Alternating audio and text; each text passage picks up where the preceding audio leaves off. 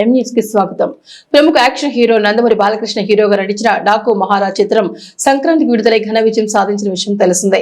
బాలకృష్ణ నటించిన డాకు మహారాజ్ చిత్రానికి chief associate director గా పనిచేసిన లొల్లా గ్రామానికి చెందిన తన స్నేహితుడు షేక్ సుధా నారాయణ మండపేట విచ్చేసిన శుభ సందర్భంగా లొల్లా గ్రామానికి చెందిన ఎంపీటీసీ వైట్ల సతీష్ తన వ్యవసాయ క్షేత్రంలో తన మిత్రులతో కలిసి నానిచే కేక్ కట్ చేయించి ఘనంగా సత్కరించారు. ఈ సందర్భంగా తన మిత్రుడు నాని చిత్రసీమలో మరింత ఉన్నత శిఖరాలకు చేరుకోవాలని ఆకాంక్షించారు.